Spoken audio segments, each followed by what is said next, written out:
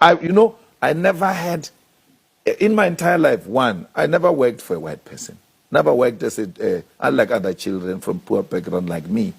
I never worked as a gardener. I never worked in a shop. And I never had any proper interaction with white people where you will say, but okay, maybe the hatred comes from there. I remember one day I was in a club. I was with Mazodi and his family in a club. And then some white lady came to sit on my lap. And then they took a picture. That picture is still circulating till today. And people say, for sure it is this hand which had Malema. And that's why Malema doesn't like white people. But I didn't know her. She asked for a picture like I do with everyone. I gave her a picture. The first time I worked with white people, first time in my life, was in 2014 when I arrived in Parliament. And then white people were put next to me here in the form of a DA. That was the closest I've been to white people. So I've never done a business deal with a white person. I'm trying to find that what is it that people can make it so personal about Malema hating white people. I hate the system. I hate the capitalist system that exploit our people and leave them with nothing. All right. We need to run through a few issues that I quickly want to touch on. Your erstwhile brother, Floyd Shivambu, Africa Maibuye leader now, he says that the disconnection for him from the EFF came when he realized that the party's leadership was complicit in tender fraud. Yeah.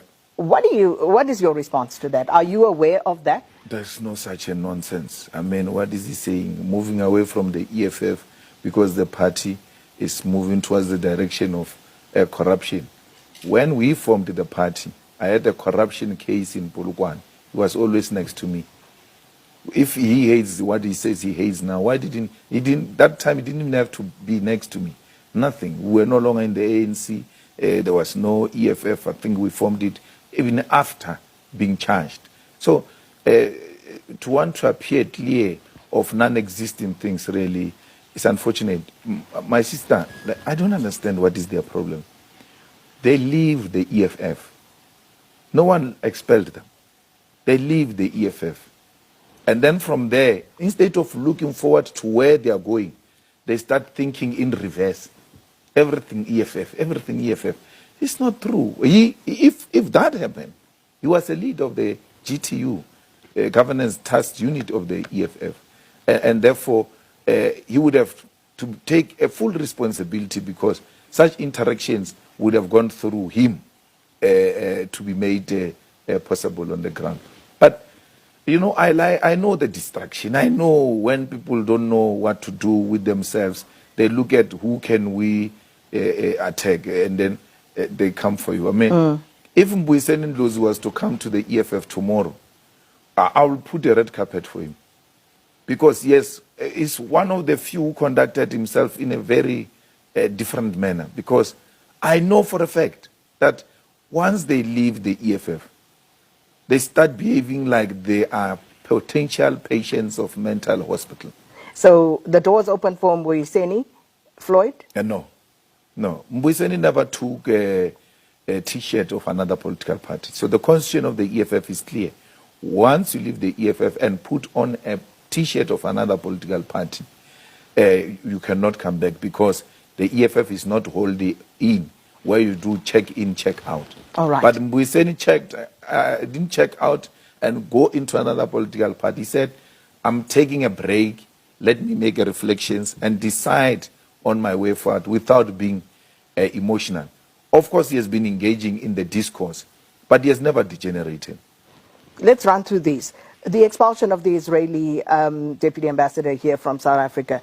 Your take on that, and just very briefly with regard to the ongoing situation in Gaza.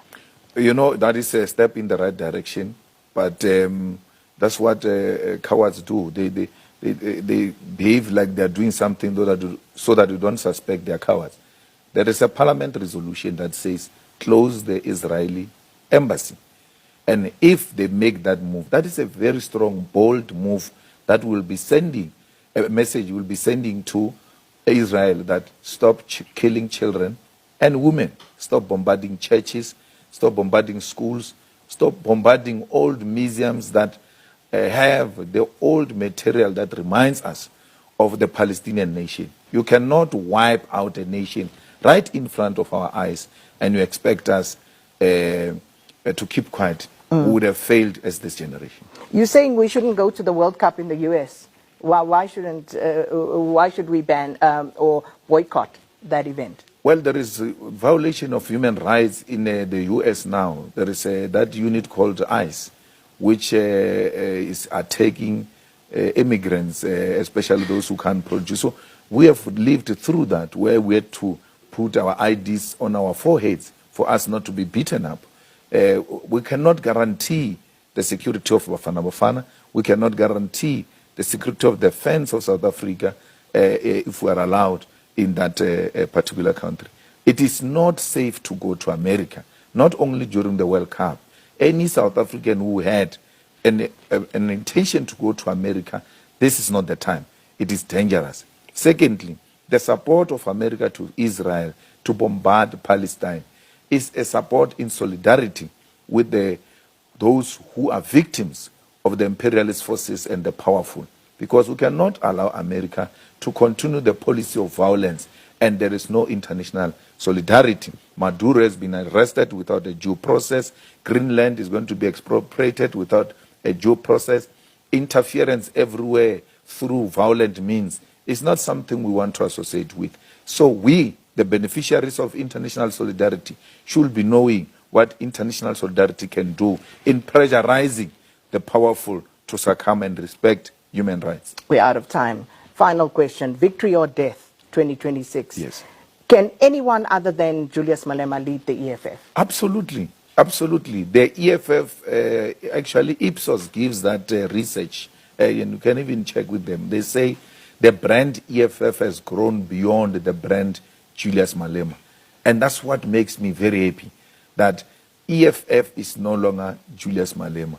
It is an institution on its own. It can stand on its own. It ran a plenum now. For the first time in the past 11 years, I had to go on Friday, after speaking, to go and bury one of my relatives. And they ran the whole of Saturday alone with the deputy president and the SG and the leadership. And went to commissions. The following day I joined them. They produced very good results without me being there. So EFF is not Julius. It's time for you to step aside. It's not your call.